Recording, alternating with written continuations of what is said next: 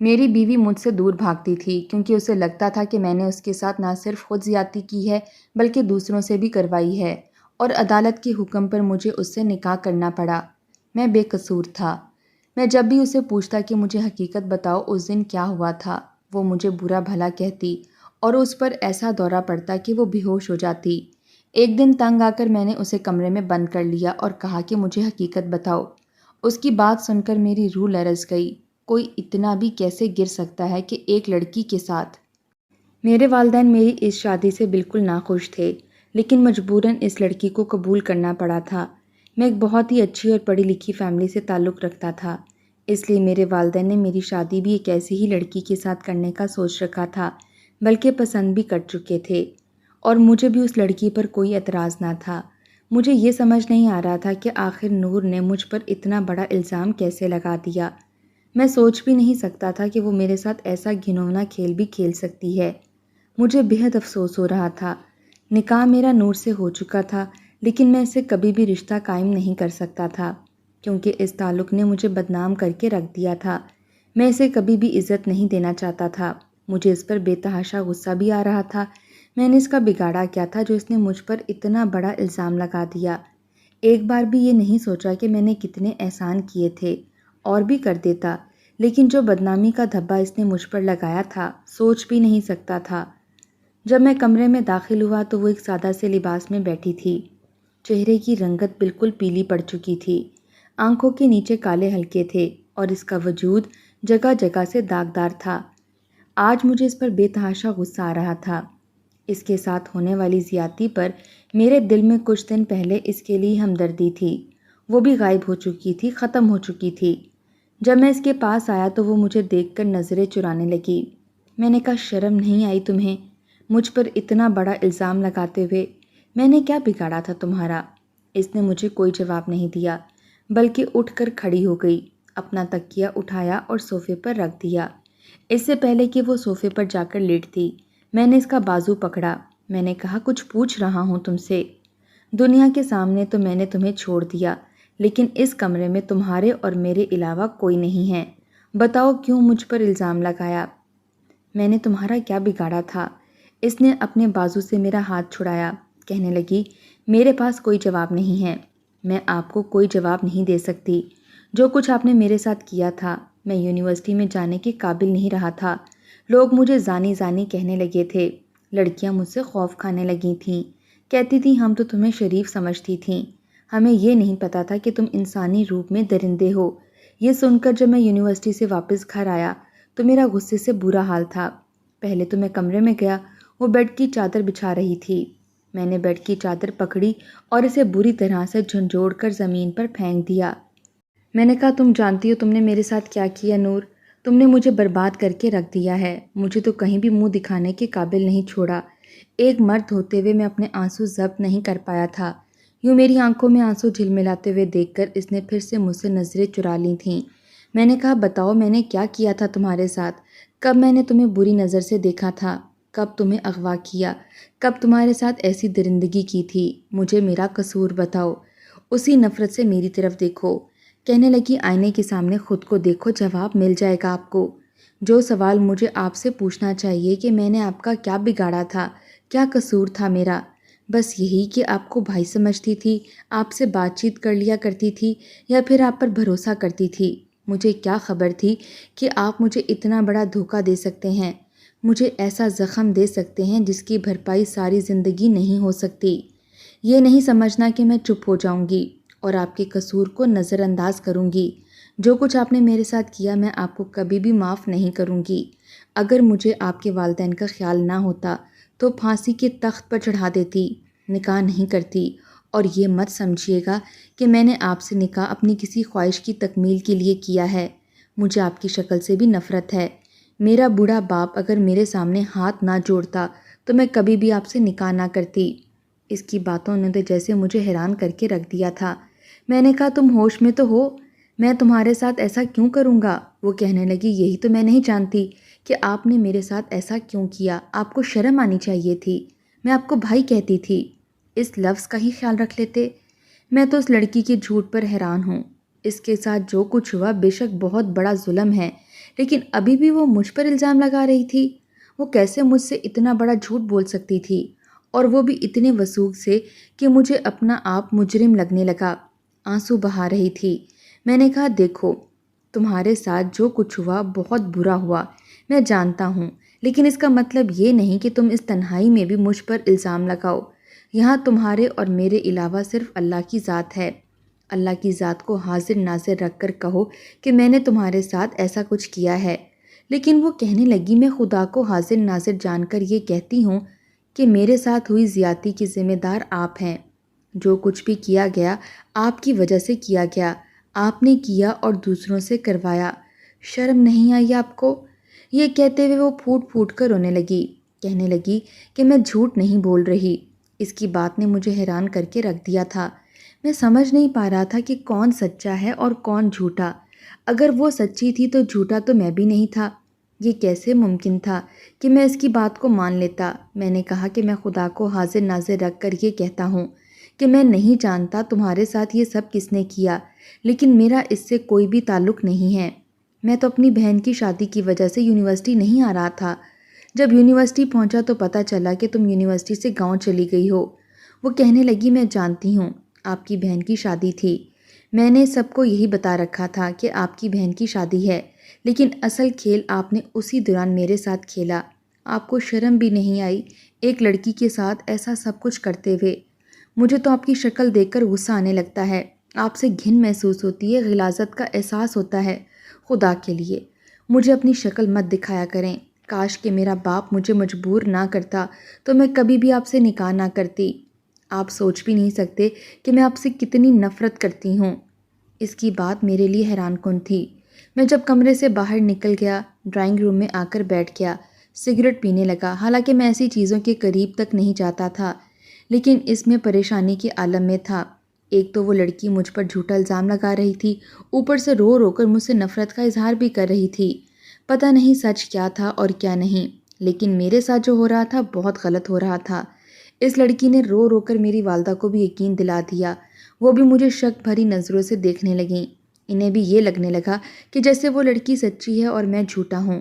حالانکہ میری ماں کو مجھ پر بہت بھروسہ تھا، لیکن ایک بار مجھ سے کہنے لگیں، مجھے افسوس ہے تم نے جو کچھ بھی نور کے ساتھ کیا اچھا نہیں کیا۔ تمہیں کیا ضرورت پڑی تھی ایک لڑکی کے ساتھ اتنا گھٹیا کھیل کھیلنے کی، اس کی زندگی برباد کرنے کی؟ میں نے کہا، اماں، آپ اس لڑکی پر بھروسہ کر رہی ہیں، کیا آپ کو مجھ پر بھروسہ نہیں ہے؟ اپنے خون پر بھروسہ نہیں یا اپنی تربیت پر شک ہے؟ یہ کہنا تھا کہ میری ماں نے ایک زوردار تھپڑ میرے منہ پر مارا تھا۔ وہ کہنے لگیں کہ میری تربیت پر جو ذلت کا تماچا تم نے مارا ہے میں سوچ بھی نہیں سکتی۔ پھر کہنے لگیں، ایسا کرو کہ تم یہاں سے چلے جاؤ۔ جب جب میں تمہیں دیکھتی ہوں میرا خون کھولنے لگتا ہے یا رونا آنے لگتا ہے کہ آخر میں نے کہاں غلطی کر دی۔ تمہارے دونوں بڑے بھائی اپنے گھروں میں خوش ہیں اور کبھی انہوں نے ایسا کچھ نہیں کیا کہ میرے لیے شرمندگی کا باعث بنے، لیکن تمہاری اس حرکت نے مجھے شرمندہ کر کے رکھ دیا ہے۔ میں اپنے آپ سے نظر نہیں ملا پا رہی۔ مجھے تو تم پر فخر تھا، لیکن اس لڑکی نے جو کچھ مجھے بتایا ہے، مجھے شرم آتی ہے کہ میں نے تمہیں پیدا کیا۔ میرے پاس کوئی راستہ نہیں تھا کہ میں یہ ثابت کر سکتا کہ میں نے کچھ نہیں کیا۔ میں نے کہا، امی، آپ میرا DNA ٹیسٹ کروا لیں، آپ کو سب کچھ سچ پتہ چل جائے گا۔ لیکن اس کے ساتھ صرف تم نے زیادتی نہیں کی تھی، اس کے ساتھ اوروں سے بھی زیادتی کروائی تھی۔ اب تم DNA سے کیا ثابت کرنا چاہتے ہو؟ یہ تب ممکن ہوتا اگر اس کے ساتھ زیادتی صرف تم نے کی ہوتی، لیکن جو کچھ تم نے اس لڑکی کے ساتھ کیا ہے میرے بیان سے باہر ہے۔ میرا دماغ تو چکرانے لگا تھا، میں سب کی نظر میں برا بن چکا تھا، اس لیے میرا جی چاہ رہا تھا کہ میں خودکشی کر لوں۔ میں بہت پریشان تھا، کچھ بھی سمجھ نہیں پا رہا تھا کہ مجھے کیا کرنا چاہیے۔ اپنے ان حالات سے تنگ آ چکا تھا جو مجھے ہی قصوروار ٹھہرا رہے تھے۔ سوچا کہ مجھے یہاں سے چلے جانا چاہیے، اور کر بھی کیا سکتا تھا، اور نہ ہی میں اس طرح کے حالات میں رہ سکتا تھا۔ میں پاگل ہو جاؤں گا۔ گھر والوں سے کہا کہ آپ کو لگتا ہے کہ میں قصوروار ہوں تو مجھے یہاں سے چلے جانا چاہیے۔ میری یہ بات سن کر وہ مجھے غصے سے دیکھنے لگے، کہنے لگے، کہاں چلے جانا چاہیے؟ میں نے کہا، اماں، میں اپنے آپ کو سچا ثابت کر کے دکھاؤں گا، لیکن ابھی میں اس ماحول میں نہیں رہ سکتا، اس لیے میں چاہتا ہوں کسی اور شہر میں چلا جاؤں، کسی ایسی جگہ پر جہاں کوئی مجھے نہ جانتا ہو۔ وہ کہنے لگے، ٹھیک ہے، جہاں چاہے جاؤ، لیکن اپنی بیوی کو ساتھ لے کر جانا۔ میں نے کہا اماں میں کسی کو بھی اپنے ساتھ نہیں لے جانا چاہتا، آپ اسے اپنے پاس رکھیں، میں اس کا خرچہ آپ کو بھیجتا رہوں گا۔ کہنے لگی نہیں، تم جہاں جاؤ گے اسے ساتھ لے کر جاؤ گے تاکہ تمہیں اپنی غلطی کا احساس ہو۔ مجبوراً مجھے اپنے ساتھ لے جانا پڑا، وہ بھی راضی نہ تھی۔ میں مری میں آ چکا تھا، وہاں ایک چھوٹا سا کاٹیج لیا تھا اور قریبی کسی اسکول میں پڑھانے لگا۔ کچھ ٹیوشن بھی لے لی تھیں، وہاں کوئی مجھے نہیں جانتا تھا، اس لیے میرے لیے نوکری ڈھونڈنا آسان ہو گیا تھا۔ لیکن جب گھر جاتا تو نور مجھ سے اکیلے میں خوف کھانے لگتی تھی۔ جب بھی مجھے دیکھتی خود کو کمرے میں بند کر لیتی، جیسے کہ میں اسے برباد کر کے رکھ دوں گا۔ پتہ نہیں کیوں میں اپنے اندر بہت زیادہ گھٹن فیل کرنے لگا تھا۔ میں نے اس کے ساتھ کچھ بھی نہیں کیا تھا، وہ کھانا بنا کر کچن میں رکھ دیتی تھی، کھانا مجھے خود گرم کرنا پڑتا تھا۔ کاٹیج میں 3 کمرے تھے اور باہر ایک چھوٹا سا لان بنا ہوا تھا۔ میں کھانا گرم کر کے کھا کے اپنے کمرے میں چلا جاتا، گھر کا ہر ضرورت کا سامان لا کر کچن میں رکھ دیتا اور اس کے کپڑے وغیرہ بھی لاؤنج میں لا کر رکھ دیتا تھا۔ وہ گھر کی صاف صفائی کرتی تھی، میرے بھی کپڑے استری کیے ہوئے مجھے الماری میں ملتے تھے، کمرہ بھی صاف ملتا تھا۔ لیکن یہ کوئی زندگی تو نہیں تھی جو ہم دونوں جی رہے تھے۔ پتہ نہیں کون سے جرم کی سزا تھی جو میں کاٹ رہا تھا اور کون سی اذیت تھی کہ وہ سہ رہی تھی۔ مجھے اصل مجرم کو پکڑنا تھا اور یہ تبھی ممکن تھا جب نور مجھ سے بات کرتی۔ ایک بار میں سوچ کر آیا تھا کہ آج اس سے بات کیے بغیر نہیں رہوں گا، اس سے پوچھوں گا کہ اس کے ساتھ کیا ہوا تھا، کوئی نہ کوئی سراغ تو میرے ہاتھ ضرور لگے گا۔ کھانا کھانے کے بعد میں نے اس کے کمرے کے دروازے پر دستک دی، کہنے لگی کیا کام ہے آپ کو؟ میں نے کہا باہر آؤ، تم سے بات کرنی ہے۔ کہنے لگی جی نہیں، میں آپ کی شکل بھی دیکھنا نہیں چاہتی۔ میں نے کہا نور یہ مسئلے کا حل نہیں ہے، جب تک تم مجھے بتاؤ گی نہیں تمہارے ساتھ کیا ہوا تو میں کیسے اس مسئلے کو حل کر سکتا ہوں۔ دیکھو میں تمہارا قصوروار نہیں ہوں، میں نے تمہارے ساتھ کچھ نہیں کیا، خدا کی قسم کھا کر کہتا ہوں۔ اس سے بڑی اور کوئی قسم نہیں ہے دنیا میں جو کھا کر میں تمہیں اعتبار دلواؤں۔ ہو سکتا ہے جو کچھ ہوا وہ کرنے والا کوئی اور ہے اور نام میرا استعمال کیا گیا ہے، لیکن یہ تبھی ممکن ہے جب تم مجھے سب کچھ بتاؤ گی۔ وہ کہنے لگی کہ میں جانتی ہوں وہ آپ ہیں، آپ ہی تھے۔ میں نے کہا دروازہ کھول رہی ہو یا میں دروازہ توڑ کر اندر آؤں؟ کہنے لگی مجھے پتا تھا آپ کے اندر کا چھپا جانور زیادہ دیر تک صبر نہیں کر سکے گا، آپ مجھے اپنی اصلیت ضرور دکھائیں گے۔ اپنے گھر والوں کے سامنے شریف بنے بیٹھے تھے، میں جانتی تھی کہ آپ زیادہ دیر تک مجھے وہاں نہیں رکھیں گے، کسی نہ کسی بہانے سے وہاں سے لے کر کہیں اور لے جائیں گے، اور وہی ہوا۔ اور یہاں آ کر جب آپ کو پتہ ہے کہ میں مکمل طور پر آپ کے حصار میں آ چکی ہوں، آپ کے اندر کا جانور پھر سے جاگ اٹھے گا۔ یہ سن کر تو مجھے اس پر اتنی تپ چڑھی کہ میں بتا نہیں سکتا۔ میں نے دروازہ بری طرح سے دھڑ دھڑا کر رکھ دیا۔ میں نے کہا دروازہ کھولو، کب سے تمہیں برداشت کر رہا ہوں، بنا سوچے سمجھے تمہارے جو جی میں آ رہا ہے تم کہے چلی جا رہی ہو۔ تم نے میری ماں کو میرے بارے میں بدگمان کر کے رکھ دیا اور اب بھی بنا سچ جانے جو منہ میں آ رہا ہے کہی جا رہی ہو۔ نور دروازہ کھولو، یا تو آج تم مجھے سچ بتاؤ یا پھر میں واقعی جانور بن جاؤں گا۔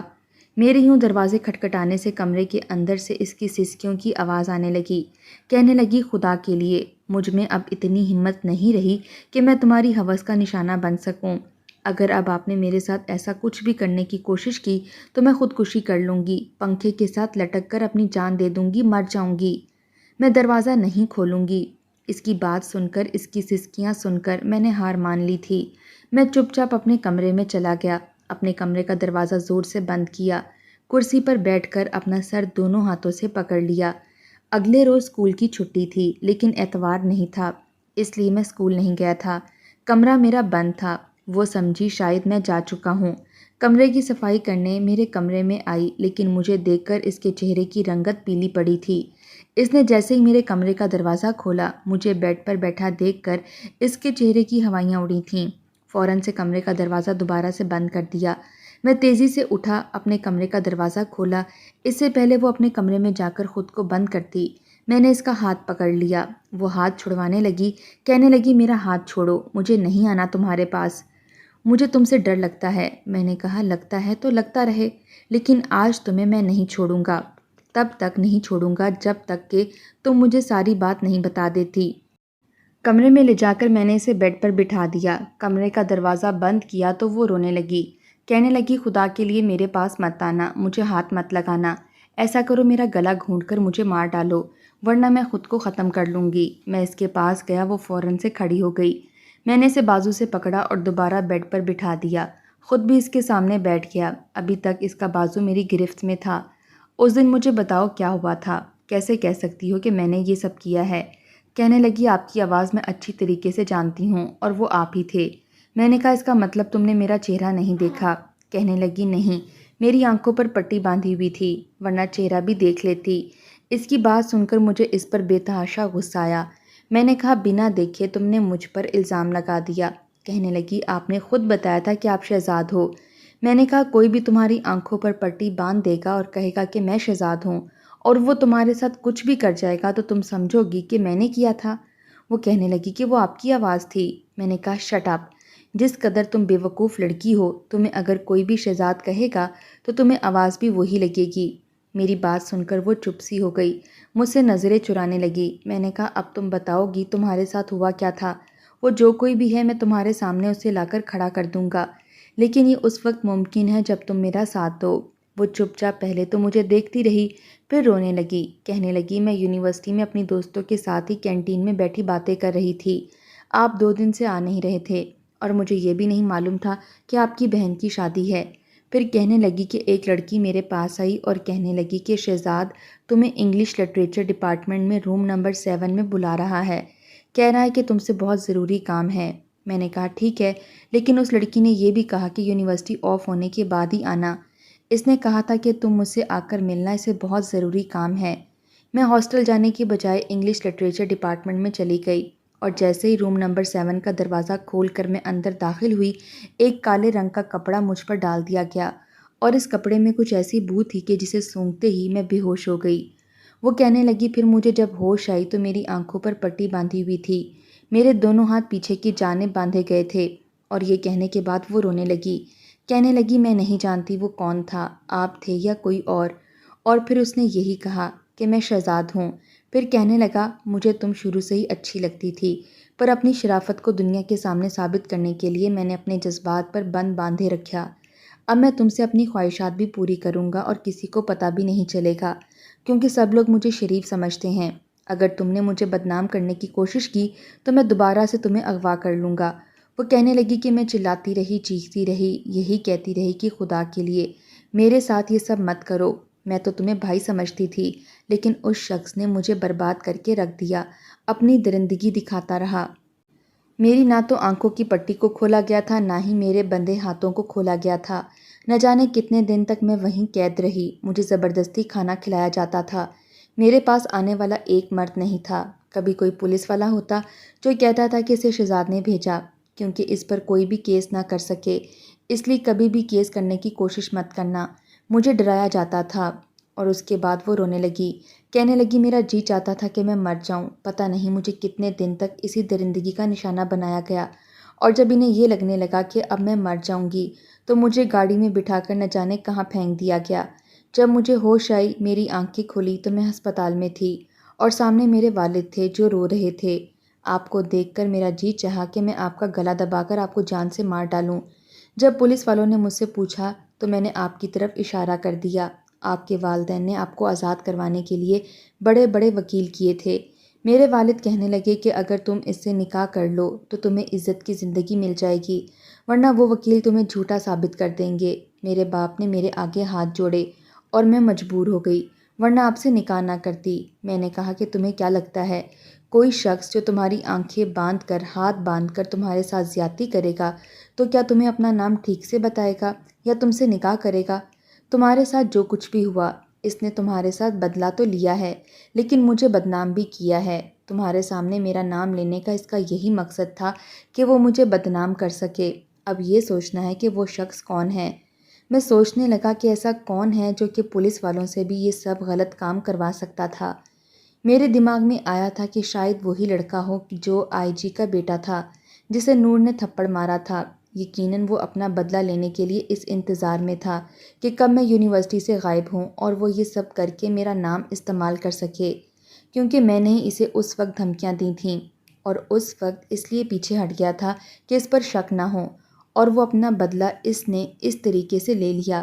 اس نے میرا نام اس لیے استعمال کیا تاکہ میں بدنام ہو جاؤں۔